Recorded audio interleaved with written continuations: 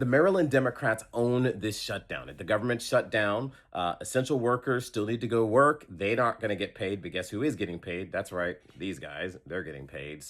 But they own this because Republicans wanted a clean continuing resolution for more time to negotiate, which ironically, certain members of Congress actually called for, not just a few months ago. But we'll leave that alone for now. But why do the Democrats own this specifically? Well, it is because Democrats are trying to exploit this moment in order to gain some sort of political leverage. And honestly, it's a political Hail Mary. Even Wes Moore thought this was a bad idea, discouraging members of the Maryland congressional delegation from going to a shutdown. But the Democrats can't help themselves. They're in such a bad position that they now have to appeal to radical left talking points. For example, there's this talking point about health care for illegal immigrants. Let me break this down for you because there's a lot of information flowing around about this. The Democrats are saying no, Republicans are saying yes.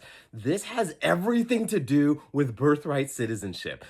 In the United States, if you're an illegal immigrant, you can't access federal benefits. It's that simple, right? But if you are in what is called a mixed status household, which is where a child is a U.S. citizen because of birthright citizen, that child has access to certain benefits. And in certain circumstances, even the family members can get access to certain healthcare benefits. And this is something that the Republicans are taking, a harder look at. You had the Congressional Budget Office that was saying, look, there's like 1 million illegal, undocumented immigrants that are going to be impacted by this. Well, it has everything to do with the households. And when you think about American citizens, you're thinking about tax-paying, hardworking people that are taking care of their kids.